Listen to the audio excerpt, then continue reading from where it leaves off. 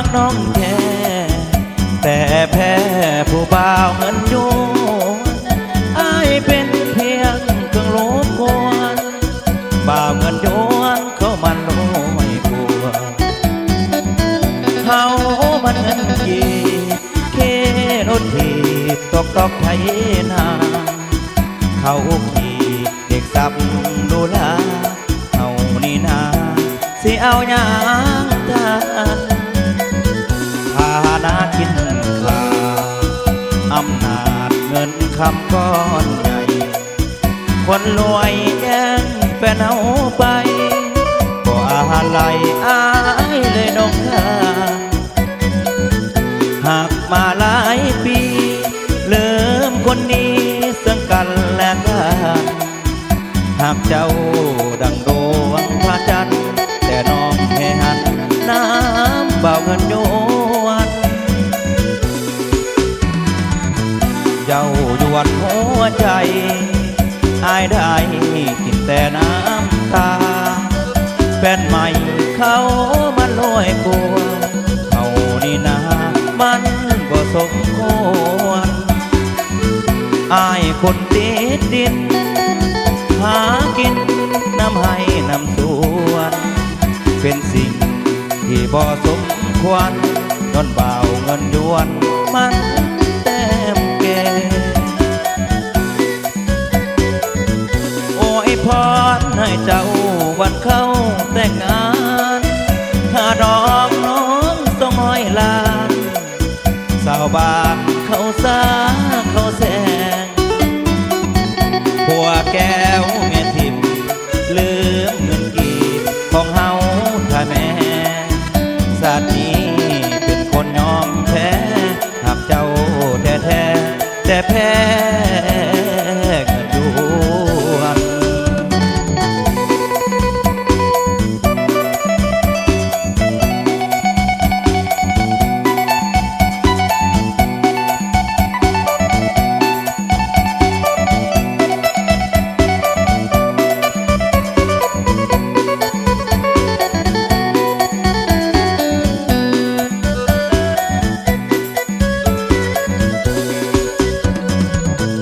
เจ้าหยวนหัวใจอายได้กินแต่น้ำตาแฟนใหม่เขามันรวยกว่าเขานี่นามันก็สมควรเป็นคนติดดิน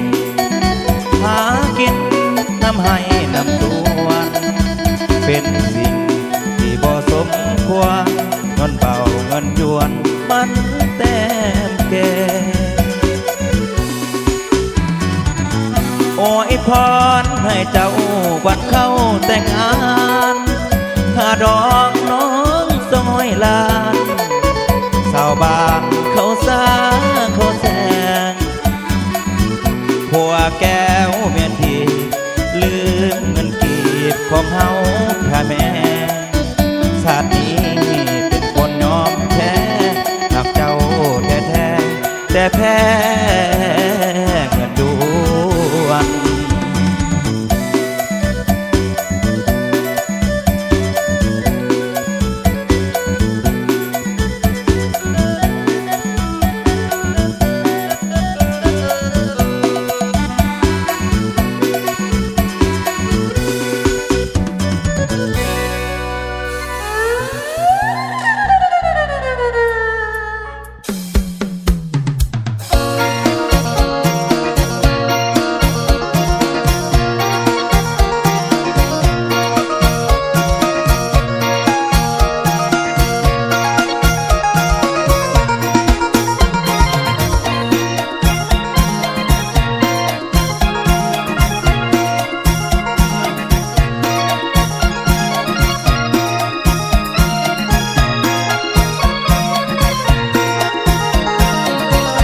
ถอนลงได้บ่มันหลายกะดอข้าดองคำแพงหาเศร้าหาแลงเงินสีไปแต่งก็ยังบ่พอให้น้องซอยอายซอยไปเว้านำแม่พ่อ ว ว่าอ้ายนี้อยากไปขอค่าดองบ่พอก็ต่อลงได้บ่ค่าดองเจ้านั้นแม่เจ้าเว้าแพงขนาดได้ฟังแล้วใจสิขาดญาติพี่น้องไอ้หาบ่ได้แม่เจ้าเว้าให้จนไอ้นี่น้ำตาไหลค่าดอง3 ไว้ก็ต่อลงได้บ่ตอนนี้ผ่อนลงหยับลงจาก30 ล้านค่าดอง100 ล้านอ้ายยานบ่มีเงินแต่งว่าสิขายมูลพอโค้ยบักตูบักลาคำแพงแต่เงินก็ยังบ่พอแต่งค่าดองคำแพงตั้งว่า100 ล้านผ่อนลงได้บ่อ้ายขอเถิดนาคนดีอ้ายเว้าอีหลีอ้ายนี่บ่มีเงินพอถ้าน้องหักแท้ให้น้องซอยเบาน้ำแม่พอบางเทื่อเพิ่นเห็นใจเฮาน้องค่าดองบ่พอก็ผ่อนลงได้บ่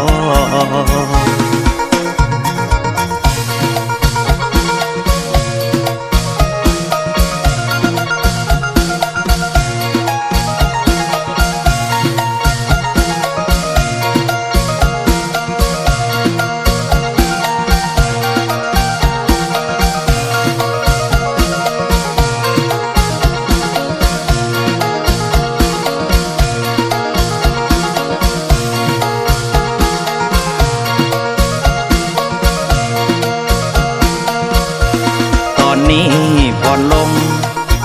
หยับลงจาก30 ล้าน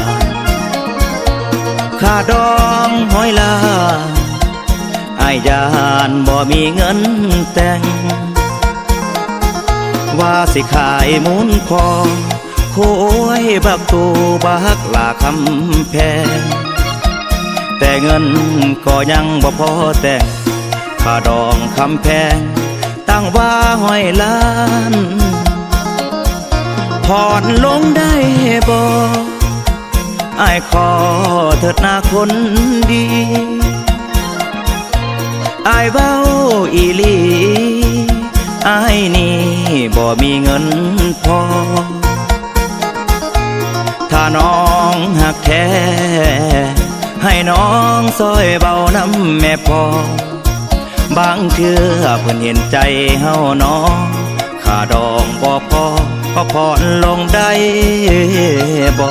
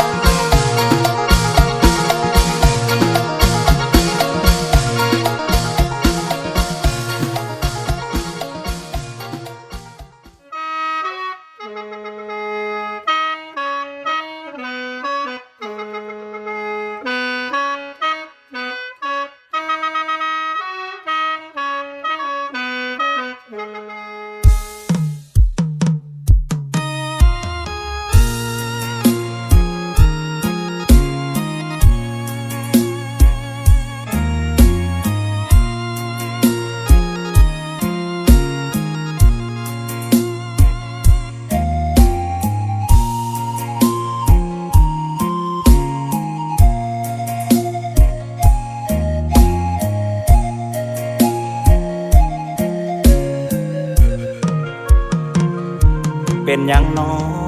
ลาอ้ายโทรหาคือหับสายยาอยากหูจากปากคือหับยาแค่น้องคนดีน้องข้ากินข้าวอดเอาเดี๋ยวน้องโทรไปโทรศัพท์น้องสากแบตไปพอซ้ำไว้อย่าเฝ้าน้อยใจก็บอกมาตีเหตุผลซ้ำนี้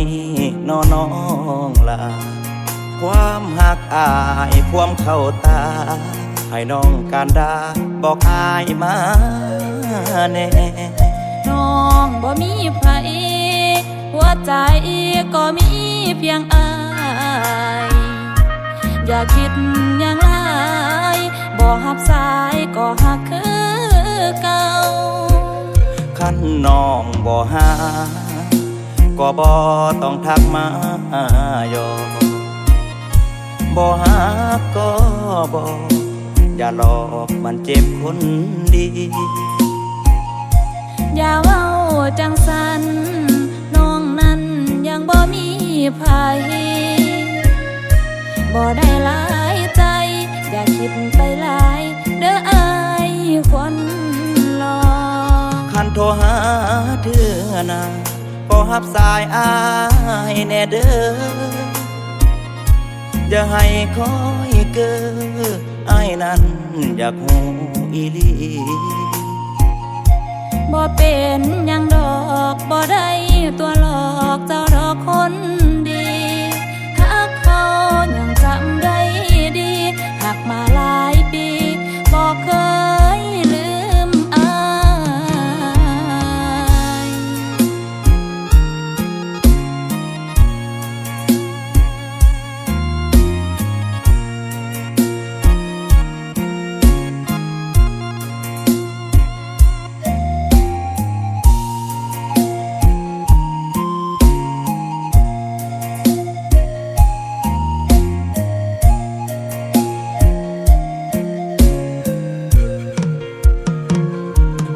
น้องบ่หา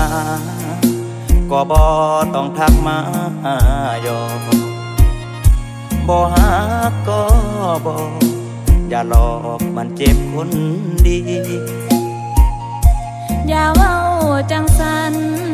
น้องนั้นยังบ่มีภัยบ่ได้หลายใจอย่าคิดไปหลายเด้ออายคนรอคันโทรหาเทื่อนาก็หับสายอายแน่เด้ออย่าให้คอยเก้ออายนั้นอยากหูอีลีบ่เป็นหยังดอกบ่ได้ตัวหลอกเจ้าดอกคนดีหักเขายังจำได้ดีหักมาหลายปีบ่เคยลืมอาย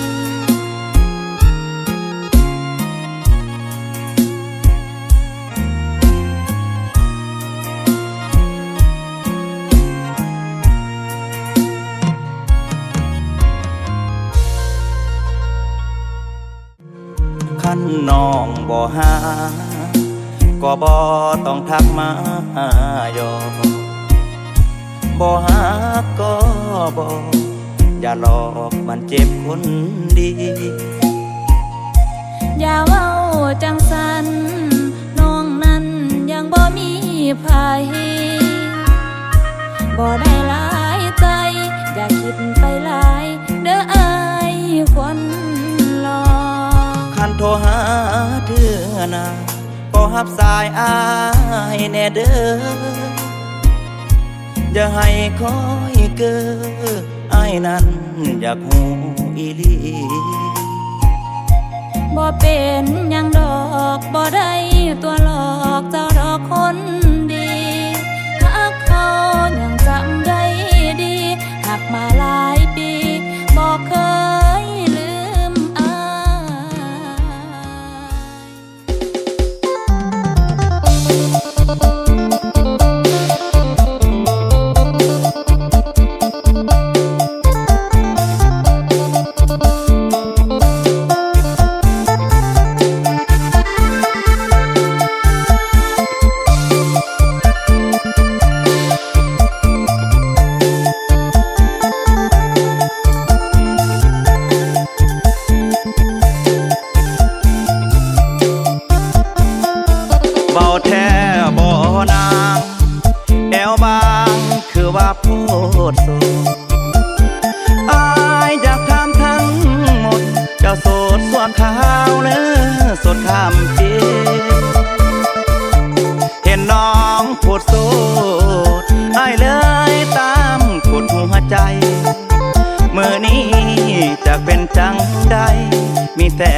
กดใจ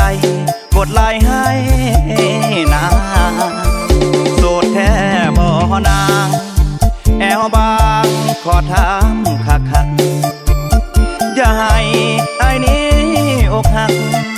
เสียหลักย้อนหักตาคนลมสาวบ่เก่งน้องลาจงอย่าได้เก่งใจไอ้นี้อยากหูสามไว้จึงตามกดไลค์กดใจทุกวัน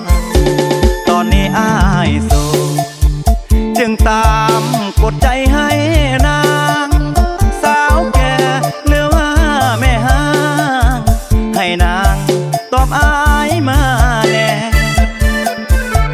ถ้าเจ้าบ่โสดอย่าโพสต์นับไปเด้อนางอ้ายนี้อยากหูแอวบางที่เห็นนางโพสต์สดเลยอยากทำสามเสยน้องเอ๋ยบอกอายเถิดลาอายนี่อยากพูดแท้นะจึงบอกไอ้มาอย่าได้ตัวกันข้าน้องบ่โสดอย่าโพสต์ลบไปเด้อนาหัวบ่คนอยู่ข้างๆที่เปิดใจกดไลค์ให้นะ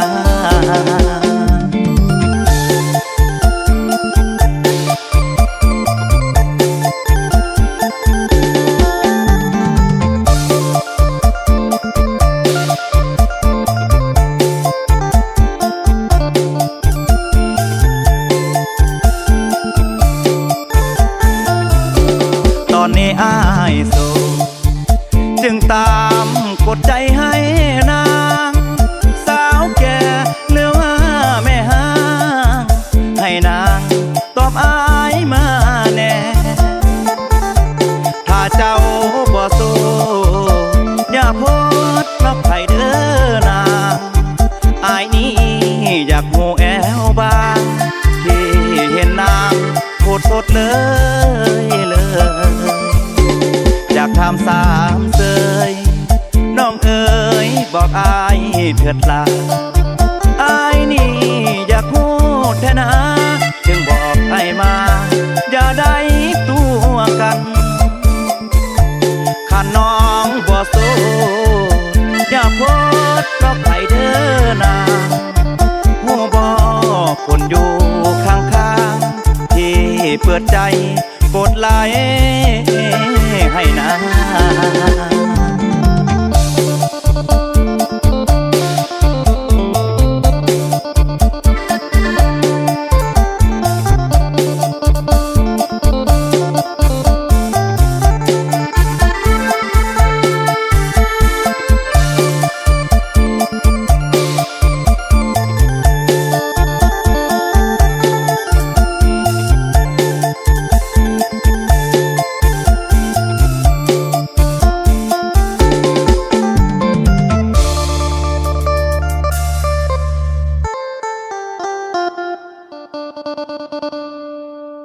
น้องบ่โสดอย่าโพสต์ก็ไปเด้อนาหัวบ่คนอยู่ข้างๆที่เปิดใจกดไลค์